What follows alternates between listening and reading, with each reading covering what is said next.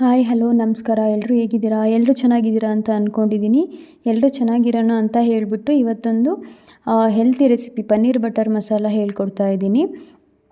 First ಇದಕ್ಕೆ ಬೇಕಾಗಿರೋದು ಬೆಣ್ಣೆ ಮತ್ತು ಪನ್ನೀರು. ನಾನೊಂದು ಕಡಾಯಿಗೆ ಬೆಣ್ಣೆ ಹಾಕ್ಕೊಂಡಿದ್ದೀನಿ.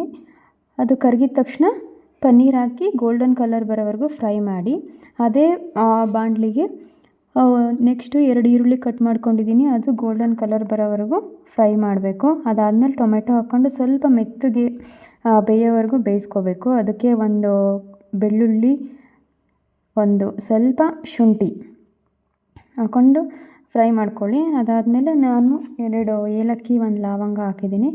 ಆಮೇಲೆ ಫಸ್ಟೇ 1 ಅವರ್ ಮುಂಚೆನೇ 4 ಗೋಡಂಬಿ ನೆನೆಸಿಟ್ಟಿದ್ದೆ.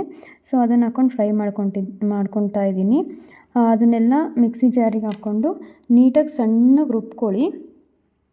ಅದು ಸಣ್ಣಗೆ ಪೇಸ್ಟ್ ಆದರೆ ಚೆನ್ನಾಗಿರುತ್ತೆ.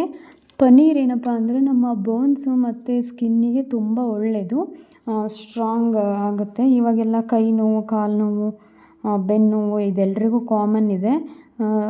ಹೀಗಾಗಿ ನಾವು ಪನ್ನೀರು, ಬೆಣ್ಣೆ, ಡೈರಿ ಪ್ರಾಡಕ್ಟ್ಸ್ ಯಾವುದೇ ಯೂಸ್ ಮಾಡಿದರೂ ನಮ್ಮ ಹೆಲ್ತಿಗೆ ತುಂಬ ಒಳ್ಳೆಯದು.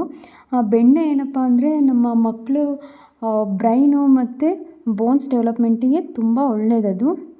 ಬೆಣ್ಣೆನ ದೋಸೆ, ಚಪಾತಿ, ಪರೋಟಾಗೆಲ್ಲ ಯೂಸ್ ಮಾಡ್ತಾಯಿದ್ರೆ ಮಕ್ಕಳಿಗೂ ಗೊತ್ತಾಗಲ್ಲ, ತಿಂತಾರೆ. ನಾನು ನೆಕ್ಸ್ಟು ಅದೇ ಕಡಾಯಿಗೆ ಬೆಣ್ಣೆ ಹಾಕ್ಕೊಂಡಿದ್ದೀನಿ. ನಾನಿಲ್ಲಿ ಆಯಿಲ್ ಯೂಸ್ ಮಾಡೇ ಇಲ್ಲ. ಇದು ಹೋಮ್ ಮೇಡ್ ಬೆಣ್ಣೆ ಮತ್ತು ಪನ್ನೀರು ಅಷ್ಟೇ ನಾನೇ ಮಾಡ್ಕೊಂಡಿರೋದು. ಬೆಣ್ಣೆ ಕರಗಿದ ಮೇಲೆ ಅದಕ್ಕೆ ಒಂದು ಪಲಾವ್ ಎಲೆ ಹಾಕ್ಕೊಂಡಿದ್ದೀನಿ, ಅದು ಸ್ಮೆಲ್ ಚೆನ್ನಾಗಿ ಬರುತ್ತೆ ಅಂತ ಹೇಳಿಬಿಟ್ಟು. ನೆಕ್ಸ್ಟು ಒಂದು ಸಣ್ಣ ಈರುಳ್ಳಿ ಕಟ್ ಮಾಡಿ ಇಟ್ಕೊಂಡಿದ್ದೆ, ಅದನ್ನು ಹಾಕ್ಕೊಂಡಿದ್ದೀನಿ. ನೆಕ್ಸ್ಟು ಮಸಾಲೆಗಳ್ನೆಲ್ಲ ಹಾಕ್ಕೊಳ್ಳಿ. ಒಂದೊಂದು spoon jeera powder, chilli powder, ಖಾರದ ಪುಡಿ, ಅರ್ಶಿಣದ ಪುಡಿ, ಧನಿಯಾ ಪುಡಿ, ಜೀರಾ ಪುಡಿ ಎಲ್ಲ ಹಾಕ್ಕೊಂಡು 1-2 ನಿಮಿಷ ಅದನ್ನು ಫ್ರೈ ಮಾಡ್ಕೋಬೇಕು. ಸ್ವಲ್ಪ ಗರಂ ಮಸಾಲ ಆ್ಯಡ್ ಮಾಡ್ಕೋಬೇಕು. ನೆಕ್ಸ್ಟ್ ನಾವು ಮಿಕ್ಸಿ ಮಾಡಿದ್ವಲ್ಲ ಅದನ್ನು ಕಡಾಯಿಗೆ ಹಾಕಿ ಸ್ವಲ್ಪ ನೀರು ಎಷ್ಟು ಬೇಕೋ ಅಷ್ಟು, ನಿಮಗೆ ಎಷ್ಟು ಬೇಕೋ ಅಷ್ಟು ಕನ್ಸಿಸ್ಟೆನ್ಸಿ ಗೊತ್ತಾಗತ್ತಲ್ಲ, ಅದು ಹಾಕ್ಕೊಂಡು ಪನ್ನೀರ್ ಹಾಕ್ಕೊಂಡು 2 ನಿಮಿಷ ಬೇಯಕ್ಕೆ ಬಿಡಿ. ನಿಮಗೆ ಎಷ್ಟು ಬೇಕೋ ಅಷ್ಟು ಉಪ್ಪು ಹಾಕ್ಕೊಂಡು 2 ನಿಮಿಷ ಬೇಯಕ್ಕೆ ಬಿಡಿ. ಯಾಕಂದರೆ ಆಲ್ರೆಡಿ ಪನ್ನೀರ್ ಮೊದಲೇ ಫ್ರೈ ಆಗಿರೋದ್ರಿಂದ 1-2 ನಿಮಿಷ ಆದರೆ ಸಾಕು.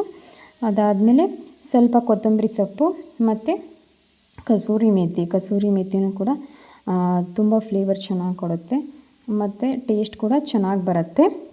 ಇದನ್ನ ಆ್ಯಡ್ ಮಾಡಿಕೊಂಡ್ರೆ ಸೊ ನಮಗೆ ತರಕಾರಿ ಪಲ್ಯ ತಿಂದು ಬೋರ್ ಆಗಿರುತ್ತಲ್ಲ, ಇವಾಗ ಈ ಥರ ಮಾಡಿಕೊಂಡ್ರೆ ಮಕ್ಕಳು ಕೂಡ ಚೆನ್ನಾಗಿ ತಿಂತಾರೆ. ನಮ್ಮ ವಿಡಿಯೋ ಇಷ್ಟ ಆದರೆ ಲೈಕ್ ಮಾಡಿ, ಶೇರ್ ಮಾಡಿ, ಸಬ್ಸ್ಕ್ರೈಬ್ ಮಾಡಿ.